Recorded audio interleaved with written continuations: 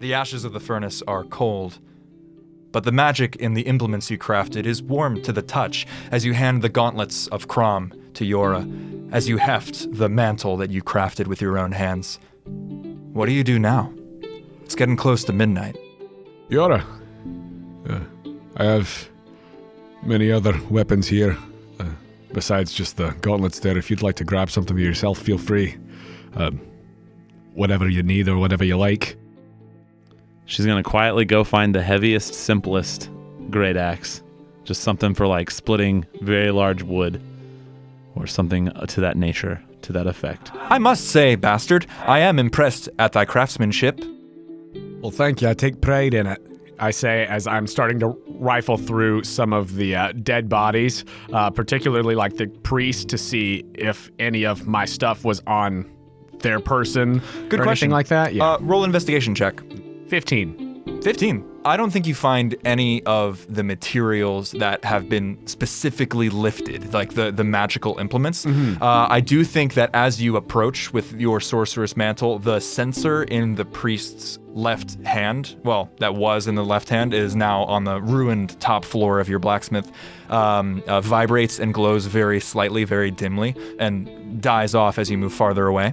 And other than that, I think you find something in the realm of 45 gold. Cool. And I think furthermore, you find that it was probably taken from the ransacked chests and such that you had where you kept your gold. Yeah. The guards were taking a little bit on the side, not just looking for witchery. Gotcha. Well, I will take back my 45 gold then. And this sensor thing, like what is sort of the dimensions of that, this magic detector thing? It's like a weird small lantern. It's what you would use to burn incense or something similar. You would place an ember and whatever herbs you were going to burn into it. Would I have any sort of awareness of what herbs would be required for that kind of thing? That might be a religion check. Okay. Because I think I'm definitely interested in us keeping that. 15 religion?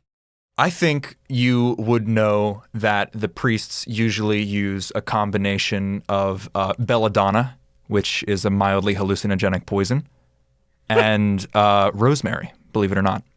That and some god of the one, god of the two nonsense would usually be what these priests would chant as they swing in the temples. Cool beans. Yeah, I will take that then. I will take the sensor. And as you walk back down onto the main level of the blacksmith, you notice the now completely cool mound in the center of the room, otherwise untouched despite the just travesty of bodies all around it. The mound where the meteor was? Yes. Now, so there's still dirt there, so I would like to check and see if the meteor is still there under that. It is. And it begins to give you that awful sort of tinny buzz as your fingers get close to it. And in fact, the mantle on your shoulders also begins to grow warm and grow cold as it gets close enough to it. I would like to wrap it up very thickly and tightly. I think you wrap it in like an oilcloth and stuff it in a sack, a little more insulated than the last king of Usar, who sits in the corner as Jøra tests the new great axe that she has. Not on the king of Usar. What do you do? You are taking your time, and though there's nobody here, I think you're moving somewhat quietly. Oh, absolutely. It is like way past curfew hours, so I think undue attention would not be great. So I think we're pushing 12:31 possibly. Yeah. Just in all of that mess, just quickly and quietly as possible, trying to pack up any of my gear that I need for the road since I'm here anyway, just to have it with us. And then all of my plans and stuff were destroyed. I think a good deal of them were. Yeah. You could roll an investigation check, or you could just tell me what it was you might have been working on, and how much of it survives.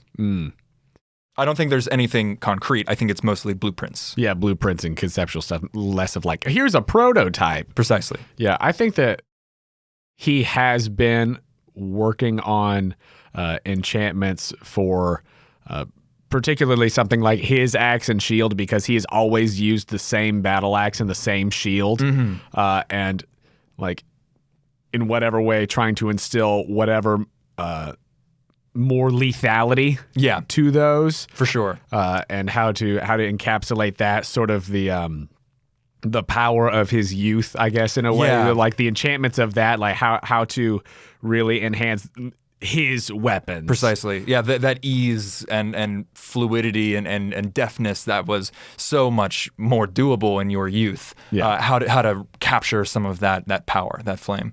Jøra, what are you doing as MacGowan scrounges? And I think, MacGowan, you find what you would have if you did your D&D character generation. You have your pack. Do you know what I mean? Yeah, absolutely. Absolutely. I'm gonna just be transporting the bodies to the basement in a pile.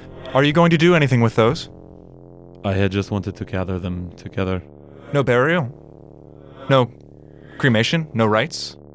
What is cremation? To turn to ash. A funereal rite. If you do not, will there be some?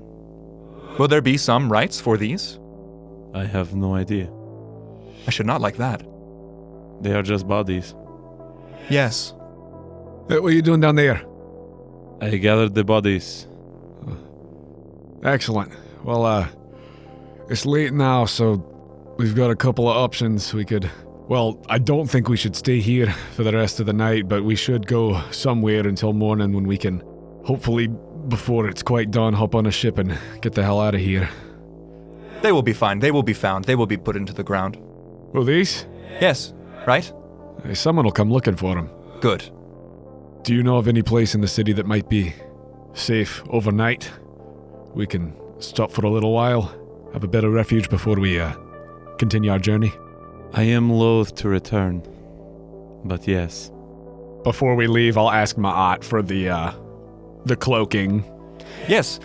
Of whom? Same as before. Ma'at raises that armless hand. And does not snap like Does you not wanted snap. to? That's precisely. Ma'at raises that armless hand and lowers it. Well, all right. Where is it that you have a place? The disgusting pit rests much as it had this morning. There is one difference. You did not close the door. Does it look like there has been heavy foot traffic through the area? Not particularly. I think it's in one of the more decrepit areas. Yeah. And as such, there are certainly no merchants, certainly no shops on this street in this sort of rundown, rotten area. There is the usual assembly of taverns and people, even now, farther down in the sort of slums of this muddy docks district. The door has been closed. Hey, was it not closed when you left? No. Yeah, place like this, you think it might be just squatters?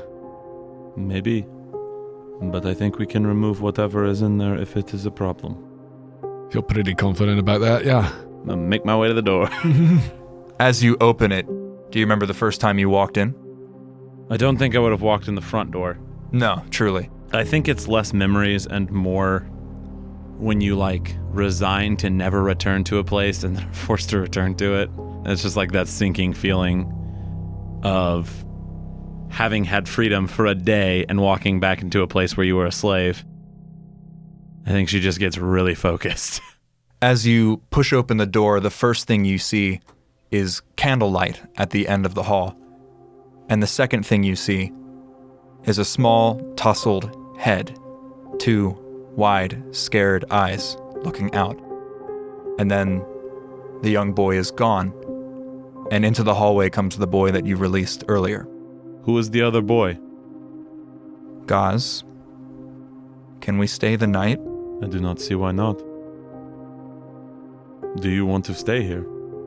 Where else is there to go? You have a point.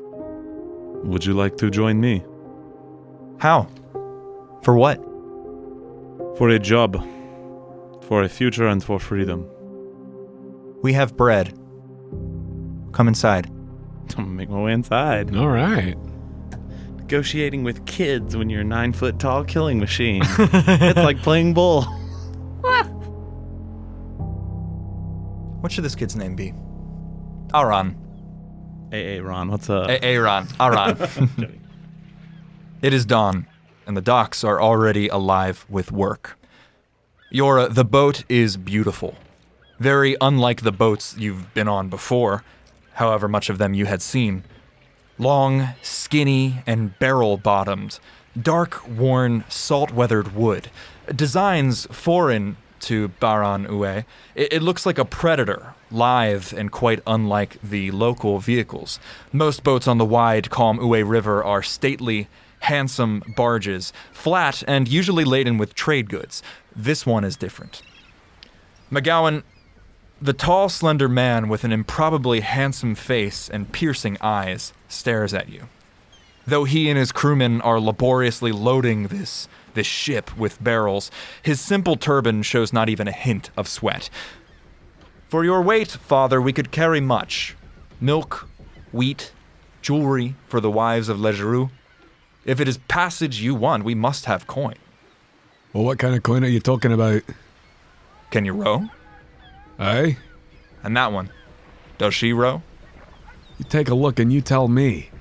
His eyes last just a second too long on Jøra.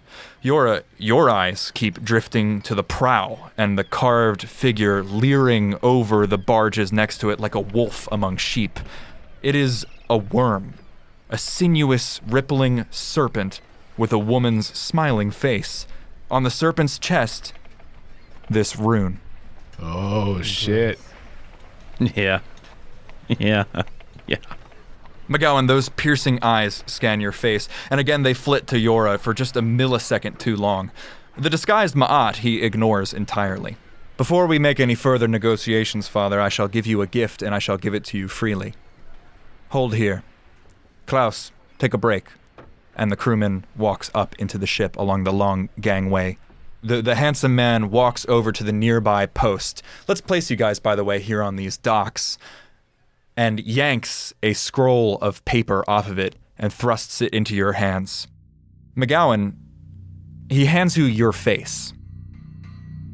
A murdering witch, father? I think you are not. Your eyes do not look to be that. A liability, yes. A witch, no. What fee can you offer greater than my head, or the safety of my crew, or my captain? Again, his eyes flit to Jøra. I have not much I can give, except for what I carry on my back. 45 gold pieces is what's left after what was taken from me. You look at me, you'll see that I am not a witch. I have what I have to give, and I have not more. Persuasion check.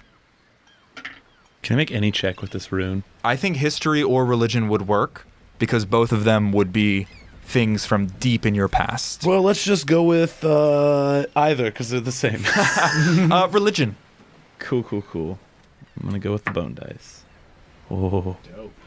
17. Oh. 17 for the persuasion as well. It stood on a 7 for a hot second, then rolled over, and I was like, oh. MacGowan, he looks at you, and those sharp, almost cold, mean eyes again flit to Jøra, again flit to your face, and something does soften, crinkling just at the edge of his handsome face. And he says, get your stuff on board, we'll talk to the captain, we'll see what he says. And then, if so, perhaps tomorrow evening you will be leaving with us. For the moment, you're welcome to wait. Jøra, I'll give you 2 meanings of this rune that possibly come to your mind, things that come from the deepest dredges of your memory, and you tell me how you remember them. It's something to do with inheritance, or perhaps property? Why do you remember this rune? Joseph. Did you say, what was that guy's position on the boat? He did not say. Okay, cool. Yep. Yeah, that's a good one. I think she recognizes it as the first brand she ever got. And I think it resides on her body. And when you say brand, what do you mean? Not like a cattle, not like a slave. As she has grown and aged, she has gotten what has appeared at first as brands and then become tattoos on her body in different places. And this would be the first one that she ever received. MacGowan, the handsome man, offers you a hand to step onto the gangplank, and he says, I am Atu. I am this vessel's first. My captain should return shortly. He had to take care of... And he is interrupted by a roar of human voices. Thundering down the docks towards you is a stupefying sight. A man, massively shouldered, thickly bearded, and tawny-skinned, easily 7 feet tall and roped with scars, tramples through the crowd carrying a sobbing figure under his arms like a football. 2 arms, he roars. Two! 2 arms! 2 oars away! I love him already. I don't know what's happening, but I love it a lot. It's Conan. Conan's just coming. Let's go. There he is. Muscle bound. Tawny skin. Is he sweaty? Is he glistening in the morning light? He's absolutely glistening. Yes! Just linebackering through crowds of people. He does the thing where he smashes. I feel like I'm gonna get along with this person. He smashes through a carpet stand, not like My cabbages! not like a guy with a carpet stand. Boom. And he smashes through. The cabbages fly everywhere because Yes. there's also a cabbage stand. He leaps over a crate with this sobbing child in his arms, and in a flash, impossibly quickly, Atu scrambles aboard. The giant hurls the child over the side of the boat to Atu and whirls before you, Jøra, standing on the gangplank. He whirls in front of you, smoothly hefting a barrel that had been left by Atu and the crewsman in one massive arm. Jøra, his skin ripples with tattoos, with brands. You make intense, soul-crushing eye contact. And for a frozen instant, he stops. He pulls a fist in front of his chin. He says, "Hil, Askomani." And then he is aboard and roaring at the crew to throw off the lines. What do? I'm gonna put the body on the boat as fast as possible. And from the west they come, thundering hooves and screams of pain from the trampled crowd, plate mail and wicked halberds glinting in the early dawn light. A turbaned witch hunter captain astride a white horse, crossbow raising. Interesting, says Ma'at. Joe's ready to go.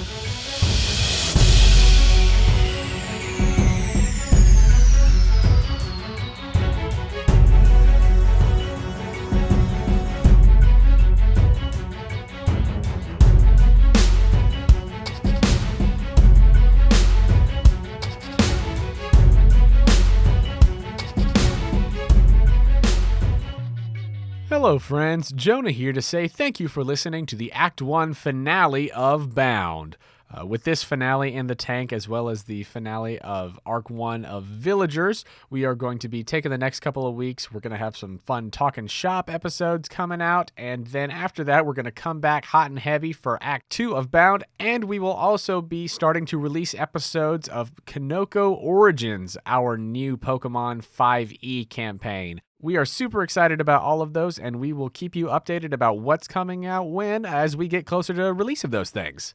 I'd like to take a moment to tell you about our amazing partner, Dice Envy. Here are some words I would use to describe these dice in no particular order.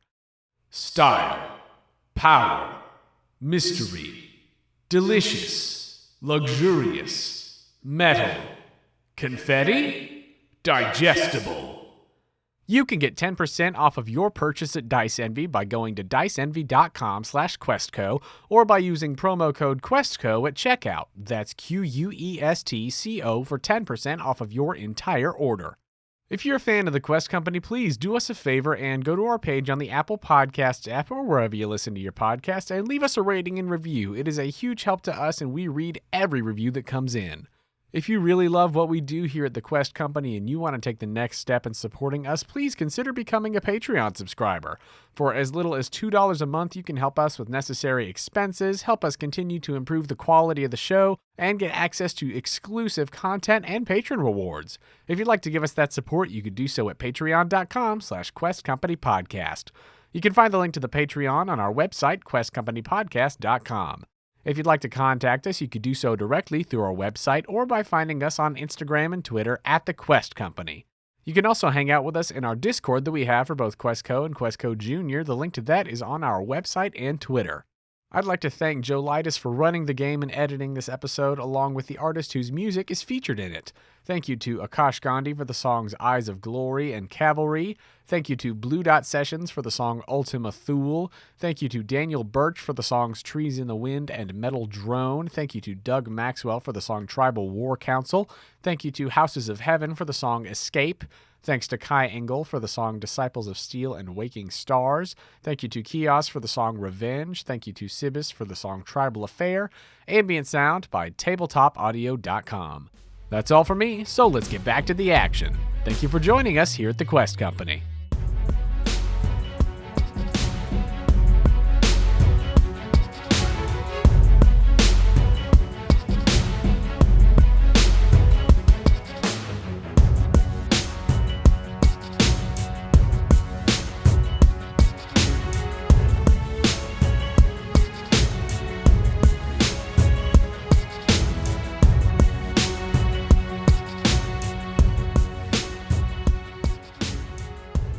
As a point of interest, where are Aaron and Gaz? I think they come with they us? followed you. Yeah, so in the scene, that's why I was curious. Not Gaz, just Aaron. Oh, just Aaron. Yeah, Cool. I don't think you convinced all of the legions of children. children that were in the city. I think you got You're not full Fagin. Aaron, right. Listen, I just wanted to see. I just want to see how many NPCs I'm going to recruit. Just rope them all in. There are 3 lines attaching you to the docks. Everybody roll for initiative. Aaron. Can that be Aaron? Yeah, sure. The little guy. That tiny little goblin. That's an 11 initiative. 15. Jøra, with all of this coming at you down the dock, with the screams of the trampled people below the hooves, with the clinking and clanking of plate mail, and the shouted orders from this giant man, what do? What were his orders? To oars. To 2 oars, okay. Mm-hmm. And he called me Askamani, yes? Yes. Okay, cool. And Jonah's grinning at me like Just wanted to like a shark. Just wanted to double check. I'm very happy. It's something from home game, folks. She's going to go 5, 10, 15 up the gangplank and toss the king just onto the ship. Hell yeah. Yeah, just like chuck him, right? Mm-hmm. I'm gonna ready a spear and I'm gonna hold an action to attack when something is in range and is threatening. I'm assuming these are threatening. Double down on that. Like if they move within 20 feet and are like, hey, we'd like to open negotiations, like then no. But like For sure. Yeah. Well, next in the order are these witch hunters, and let us find out. First, a plate-clad knight on a warhorse, black with white spots, leaps over the divining line on the dock and thunders towards you, trampling forward with just meaning to bear down on you entirely. First, provoking your spear attack. Can I aim at the horse? Yes. Cool. Hell yeah. It's a 20 to hit. Woo, it's gonna hit. That does hit horse. Let's hope we can one-shot. Horse is 11. 10 damage. I think you thrust it directly into the front left breast of this horse, and it lets out a horrible whinnying scream, and it bears down on you, blood and Let's go. sweat, and now horse flex foam from the mouth. Make a strength saving throw. Strength save. But it's also not terrible. 17. Tell me how you are not knocked prone. She throws the spear into the horse, and then when the horse stays on target, as it comes in, she like recatches the spear and uses it as leverage Oh my god. into it to like just like grit in. And plus, they're coming uphill up Yeah. the gangplank, right? Or Yeah. would it be it's downhill? a big, broad gangplank. But up. is it like it would be up to Yeah, the ship? this cool. keel boat, this So I have like this Viking longship is I have up leverage Yeah. on this horse, and it's having to push me uphill. And the more that you hold it, not only is your strength keeping it from pushing into you, the digging it in further is preventing it from coming up closer. Meanwhile, this one, unable to get a direct hit on you, rides up beside and aims that massive, heavy crossbow. This is the captain with a plume in its helmet, and he is not going to fire at you. He is going to fire at the broad-shouldered man covered in tattoos that had thrown the child. Sick. Sick. And hits him directly in the stomach. Less sick. It's not great. An awful bellow of pain as this, I think the giant actually hurls himself in front of the child as this quarrel zinging out, and you can tell from the metallic whine and the queasy feeling it gives you in your bones, this is one of those pieces of ammunition. And it hurls, it digs deep into the rippling abs of this giant, and blood begins to pour down. Why am I not wearing my Jocks Machina shirt right now? Oh my god. As awful as it looks blasting into his ab, he literally rips the quarrel out and flies into a rage. Let's go. Yes. These two hurl their spears at various crewmen. Assholes. Entire asses. There are something whole like ass. 10 to 15 oarsmen on this beautiful ship, and these two are going to haul out their spears and aim thunk directly trying to cut into one of the oarsmen. That's a 1 and that's an 8. I can only imagine one of them falls into this boat below, off balance. And Is he wearing heavy armor? no, he's wearing chainmail, which is heavy. He would be in plate and just like snap through the bottom of the boat. I think he actually falls into like this. What is in this trade barge right here? Manure. Back to the Future. Manure. definitely He falls manure. into manure. Come on. Definitely manure. And this one hurls a spear at one of the crewsmen, and all of a sudden, a flashing scimitar slices it out of the air as Atu produces one from his cape before it hits one of the crewsmen. And next in the order is the giant. Oh. The first thing he does is pull a hand axe and hurl it at the horse of the crossbowman. Pings directly off of the chainmailed, the sort of plate epaulette that this captain has. And snarling and grunting incoherently, the captain, you presume, pulls out a plain broadsword and hacks at the rope connecting the ship to the dock. And slices it in twain. Let's go! One of the 3 lines connecting the ship to the dock is cut. Let's go! Next in the order is MacGowan. Seeing this captain and what he's all about, MacGowan is going to survey the situation. How tall are like the sides of the ship? Significantly. I think it is head and shoulders above the sort of pleasure or trade barges where people are only like pole themselves around. This could be in ocean. So I would say there's about 5 or 6 feet of clearance from the water. More sometimes if it's not as heavy in the gunwales. Gotcha. And like where I'm standing on the deck is what I'm You saying. are on the high ground. Yeah. No, I'm saying like, can I see over the barely. side of the boat? Yes. Okay, that's there. what I was... There are railings. Right. There are railings that provide need a half box. cover. Toss me. Toss me. Surveying this situation, MacGowan is going to say, Jøra, wreak havoc. And he's going to twin haste on Jøra and the captain. Oh my god. I keep forgetting about the twin haste. What does this look like? And I know you've done it before, but what does this look like from MacGowan? Is there like that elemental flavoring to it that you've cultivated thus far? I think that there is sort of a glint of light off of his axe as he like raises it in the air for a moment, and then as he yells out to wreak havoc towards her, the glint almost like transfers like from the axe down to his body and through the wood grain of the ship and then into their persons. Hell yeah. The captain responds with a gut-curdling roar. Hell yeah. And then I think MacGowan is going to make his way over to where that rope is. And is it like a use action to try to cut the rope or undo the rope? It or would is be that an like a attack full action. So there's Well, to use would be to interact would be to try to untie and such. I'll try to do that since I've used my action for my turn. I'll try to use like free action, interact with object thing I think to that's try to get it up. That's going to be an athletics check, I think. Or do you have vehicle proficiency at all? No vehicle proficiency, but I've got athletics. I think it's athletics. Okay. That's going to be a 22, my guy. My God, fingers like a blur. You deftly unwind it from the cleat and the railing of this keel boat, and you hurl the line into the water. And all of a sudden, the boat shifts as it is now floating free except for one line. Jøra, you remain on the gangplank. There is one rope connecting the ship to the docks. Let's go. Next in the order is Atu, who I think is going to traverse and attempt to make an attack, hacking at the last remaining line. He raises his scimitar high, ready to slice through the line, and just instantly ducks out of the way as another quarrel from off to the north raises over his head, unable to connect with the line. And next in the order is Jøra. Hasted. Hasted double barbarians. I would like to rage. Jøra flies into a rage. Horse and man in front of me is in. We are close range. You are quarters? close range. Couldn't be closer. Cool. I'm gonna take an attack of opportunity and move onto the ship. 21 to hit. That hits.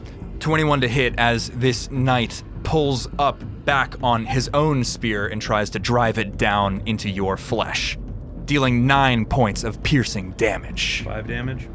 Yeah. I would like to use my action to remove the gangplank. To push it off from like lift it and drop Oh my god. Give me an athletics roll. it. Advantage because of rage. Good. 26. This is a lowered gangplank, much like a bridge or something that is lowered into place. It has 2 horses and 2 armored men on it. Tell me how you do it.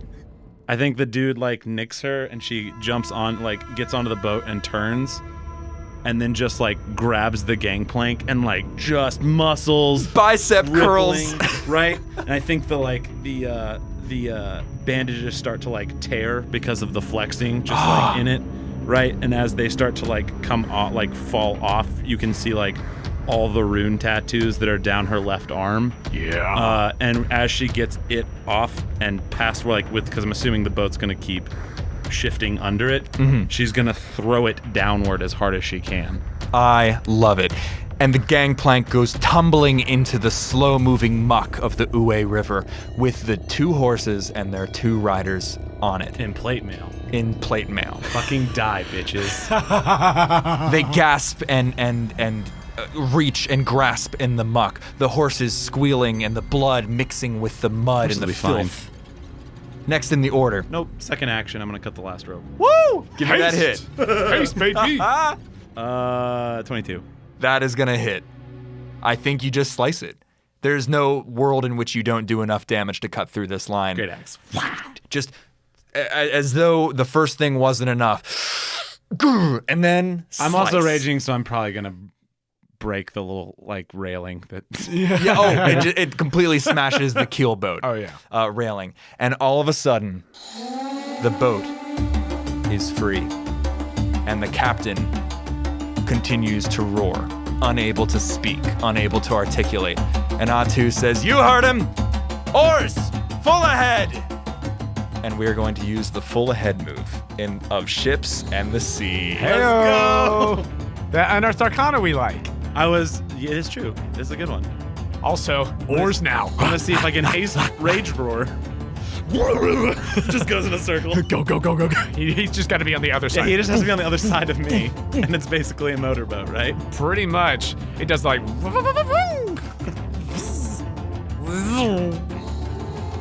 I fucking love this. I fucking love this Unearthed Arcana.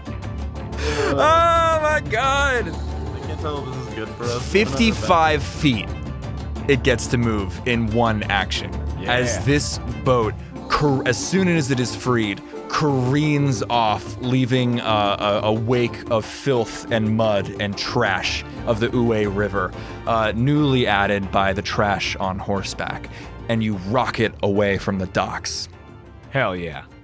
As you rocket away from the dock, the captain begins to regain some composure, some sanity in those eyes, and hoarsely he roars, "To oar! To oar!" Jøra, you to oar. To oar. MacGowan, I too oar. you to oar. Hither come to oar. Let's see if Ma'at can to oar. Oh my god. To oared? Yes, Oh my god. I'm so proud of them. Ma'at cannot to oar. Oh, damn. Ma'at sits down next to you in the guise of this arena master and puts hands on the O's. And though they are making the same motions, they are unable to touch or otherwise physically manipulate. Give me an athletics check, both of you. Okay. Question. Yes.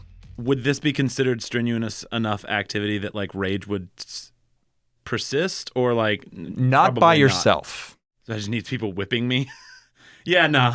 Yeah, no. No. I've often thought about barbarians like whipping a dagger into their thigh to like. There's a super side note. There's a homebrew like gauntlet that I saw one time that I thought was a brilliant idea, and it was like as a free action, you can cause 1d4 harm to yourself.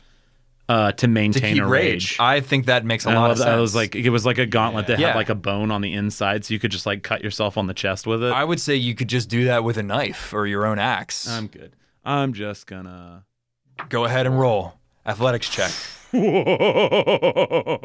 Good. One away from a natural 20. That's a 27. 25.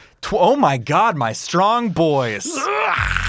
You guys get to add a 4 to this D8 roll. Roll a D8, please. An 8. Woo! Oh my God! Woo! 12. Yes, sir. Yes, ma'am, rather. Like just a bat out of hell. Yes, the to two all. of you just row the maximum amount that you possibly could. And I don't know how this works because rowing isn't just raw physical strength, which you guys have. It's also the coordination, and Atu is roaring out commands. Row, row, row, as the captain grabs the sobbing boy and hurls him into the hold below, slamming the door shut and scanning the horizon. I think that MacGowan has, like, realizing that Jøra is still hasted, has tried to get a spot closest to her because he knows that he's just going to do everything that he can to just try. Yeah, no, sorry. Like, across from her in this. We'll just do donuts. Yeah. Like, across the aisle just to be like, just to do everything that he can to try and match what she's putting out that he knows she is doing. And you guys rocket forward. The cries of alarm from the dock of the two remaining witch hunters and the cries of the drowning, mud-drowned captain and horseman Fuck off, Battle of are Agincourt. far in the background until you hear the droning alarm box by the docks and a matching one ahead. And a matching one from the two towers that ring the exit of Baran on the River Uwe. Yes. Go. You come up to the bend in the river as you are about to make about the halfway mark out of the walls of Uwe. You are still within the city. You see temples whizzing by. You see confused people going about their early day businesses. And now you see, aroused by the groaning alarm box, guards on either side of the Uwe River. They heft things in their hands and hurl. Can we just talk about real fast how we're making a Viking longship like a fucking rowing team? Yes. Like a fucking college, like, let's do 80. Like, You and me right now are both versions of Army Hammer from the Social Network. yeah. Easily. Army Hammer and also himself. The guard on the left pulls something fizzing and small from his pack, arms it, and hurls it, and it fizzles and dies in the Uwe's muddy waters. On the right, it makes contact. The small package hits the right side of the boat, and everyone in the 10-foot radius is splashed as this Molotov cocktail covers the right side of the keel boat in flames. Woo! I'm gonna make some commoners roll some saves. Molotov cocktail. Hi, my name is Birch. I work for the IRA. I set fire to a school bus once with a Molotov cocktail. The character that I've wanted Andrew to play for so That should long. have been my Animal Crossing character. Oh, Berta. Yeah, anyway, Damn. it's fine. It's all right. When Chad inevitably dies. Yeah, for sure. When he gets sacrificed to the normal, neutral deity. 3 of the 15 crewmen are coated in this awful, boiling, bubbling, flaming tar. And though they try to pat themselves out and scream and hurl themselves to the deck, and even one hurls himself overboard to try to extinguish the fire burns through. You see meat. And on one of the ones directly hit, you see bone. Agent fire. Orange, motherfuckers. Begins to burn on the right side of the boat. We're keeping initiative. Jøra. Man. Yeah, she's gonna keep fucking rowing. The captain, having hurled the boy into the hold of the boat, now you hear beating. The boy is throwing himself at the inner door of this hold, and the captain pushes, climbing over the benches and climbing over his crew, and takes his massive traveling cloak and tries to smother out these fires. Is he still hasted? Actually, yes. There you go. Oh, God. Hasted, no longer raging, now cognizant and coherent. Oh, my God. And he removes first one, and then leaping over the charred and already gurgling bodies of these two crew members that are still in the boat, smothers another one. Nice. And next in the order is MacGowan. All right. How far are we? Like, you said that there's towers up ahead. What's going on with the towers? Is there like a drawbridge or a sort of like a shut off sort of point? And Perception if so, check. Yeah, great. So that's going to be a 23. As these alarms from behind and now in front, and now you hear the alarm boxes cranking up from the towers that barricade the end of the Uwe River.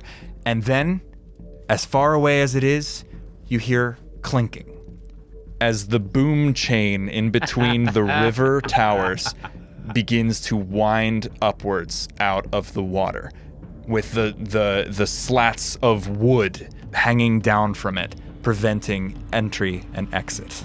And it's coming up from the water. It and is not winding. Down into. Okay. Oh, fuck me. Okay. I was hoping that it was going to be coming down into the water, but up from. All right. In that case, I think that now with Mold Earth, you said that it's a very muddy river, yeah? Yes. I would like to... Would I theoretically be able to bring mud up from the water to try to just douse the flames that are currently not out yet? Absolutely. Great. I think this is a spellcasting roll. I would like to, sort of make it look like I'm attempting to put my oar in the water and splash water up onto it just to sort of hide the fact that I'm like, hey! You've already visibly hasted people, I'll say. Oh, they already know. Okay, I wasn't sure how obvious it was to the crew. If I it was think just there like was a visible effect. Then fuck it, never mind. Then I'll just regular mold earth, try to get mud up on there and go for it. Paint this picture of me and roll a spell casting. All right. As though it was a ranged spell attack. Great. So with a 14, he's just going to attempt to dip his oar into the water and summon up some of the muck and the mud from the bottom of this riverbed and hoist it up onto the deck of this longboat to douse the flames as it just... Filth and mud cover the charred flesh of the crewman that was underneath this burning oil, and the keel, the hull, stops burning. And I will continue to row. It is Atu's turn, who, no longer shouting out the rowing orders, sprints down, kicks open the door, pushes past the boy, and is in the hold. You can't quite see what he's doing. You get to keep your +2. You did something else. Roll a d8 +2. That's an 8+2. Oh, my shit. God. 10, baby. This is the best I've ever rolled with a D8 in the history of my life. Usually it's like a 1. You make it to the foot of the boom chain. It has just barely crept up over the hull of the boat. And Atu bursts out of the hold, With a gun. wheeling Yes. a gun. Yes. A small, snub-nosed cannon to the center of the boat. He pulls a long taper from his coat and cape, lights it on the keel, and places it on the fuse. And the seawall shatters as the boom chain and the barrier that it presents blasts into smithereens, into shards of wood, rotting into shards of iron. And you are on the Uwe River, heading for the coast.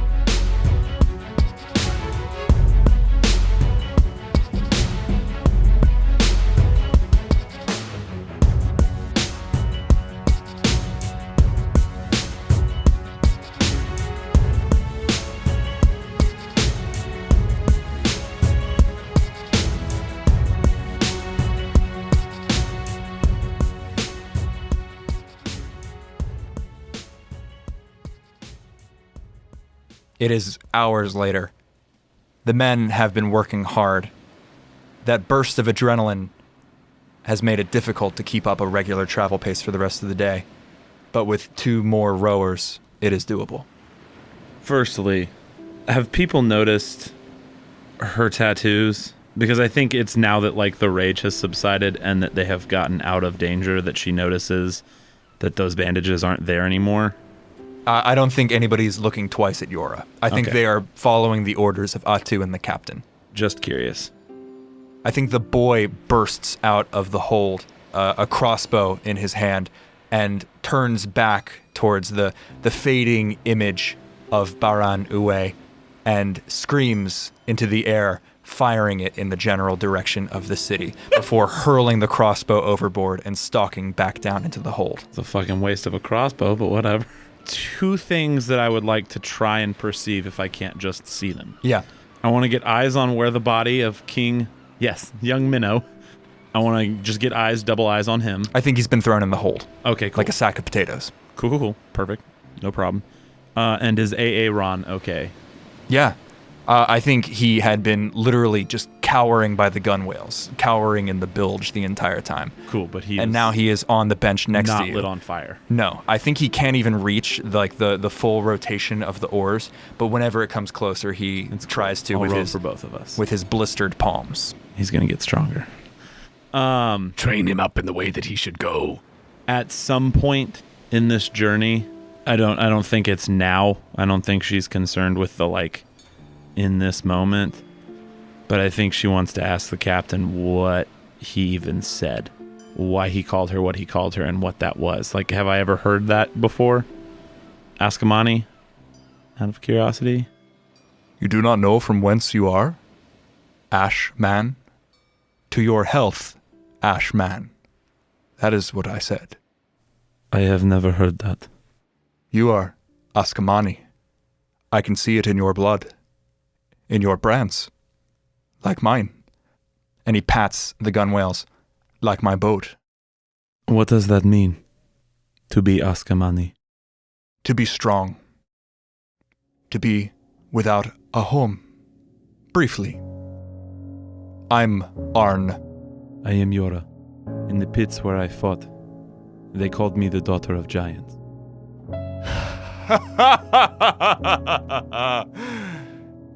Fitting. I suppose. And I'll go back to rowing.